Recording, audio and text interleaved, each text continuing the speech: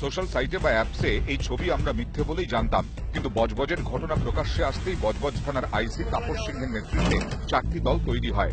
বুধবার গভীর রাতে একসঙ্গে এই 4টি টিমের অপারেশন প্রকাশ্যে চলে আসে এই চক্রের যাবতীয় তথ্য। বিহার থেকে ধরা পড়ে শ্যামপুকুরের বাসিন্দা সানি মল্লিক। 15 থেকে 20 মিনিটের মধ্যে যে কোনো মরা পশু কেটে টুকরো টুকরো করে দিতে পারত এই সানির থেকে মাংস নিত গোলাম। ফিরোজের মাধ্যমে ওই মাংস পৌঁছে যেত ইউংচাই হ্যাসিওর গোডাউনে। শরাফত হোসেন ভাগাড়ের মাংসের কারবারের মাথা। ধৃতদের সূত্রে জানা গেছে, শুধু বজবজ নয়, রাজ্যের আরো 6-7টি ভাগাড় থেকে মরা পশুর মাংস সংগ্রহ করা হতো। কল্যাণী, কাকিনাড়া, জগদ্দল, টিটাগড়, হাওড়ার শিবপুর, দক্ষিণ 24 পরগনার সোনারপুর ও টালিগঞ্জের ভাগাড় থেকে মাংস সংগ্রহ করা হতো। যেভাবে মরা পশুর মাংস আনা হতো বা সংরক্ষণ করা হতো তাতে পরিকল্পনার ছাপ স্পষ্ট।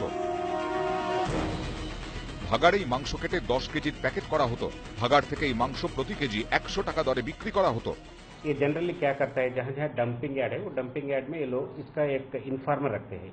मतलब उस डंपिंग यार्ड में जो काम करते हैं वो लोगों को कुछ पैसा देकर वहाँ से इन्फॉर्मेशन लेते रहते हैं। जब भी कुछ डेड एनिमल वहाँ मिलती है, इमीडिएटली एक टीम जाकर उसको पीसेस करके, जनरली 10 to 20 केजीज का पीसेस करके वो Hindustan ice and cold storage Narkeldanga को भेज देते थे।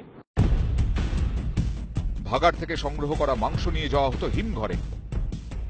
10 কেজি মাংসের চর্বি ও খারাপ অংশ বাদ দিয়ে 3 কেজির প্যাকেট হতো।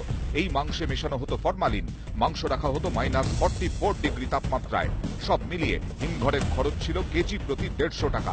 অর্থাৎ কলকাতার বাজারে মাংস বিক্রি হতো কেজি প্রতি 250 টাকায়। বড় গাড়িতে মাংস যেত উত্তরপ্রদেশ ও বিহারেও। এই যে -40 ডিগ্রি সেন্টিগ্রেডে যে স্টোর করতে হবে মাংসটা, সেটাও এরা জানে। এটা স্টোর করার আগে যে ফ্যাটগুলো বের করে দিতে হয় সেটাও এরা জানে। যে ক্যালসিয়াম প্রোপিওনিক অ্যাসিডটা ইউজ করতো সেটাও কিন্তু খুব ফাইনেস্ট টেকনোলজি। তো এটা একটা পরিকল্পিত একটা বড় চাই ছাড়া এটা সম্ভব না। ভাগাড়ে শকুনের মতোই নজর ছিল এইসব মাংস কারবারিদের। মরা পশু ফেলা হলেই খোঁজ দিত এজেন্টরা। তারপরেই শুরু হতো মাংস সংগ্রহের কাজ, যা পৌঁছে যেত সবার হেসেলে বা রেস্তোরাঁর প্লেটে। কল্যাণী, কাকিনাড়া, সোদপুর, সোনারপুর এবং টালিগঞ্জের একটি জায়গা রয়েছে যেখানে মৃত পশুর কোনো মৃতদেহ পড়লেই সেই মাংস নির্দিষ্টভাবে টুকরো টুকরো করে পিস পিস করে চলে আসতো এই হিমঘরে। ক্যামেরা সুরজ প্রসাদ গুপ্তার সঙ্গে সুজয় পাল, নিউজ 18 বাংলা, কলকাতা।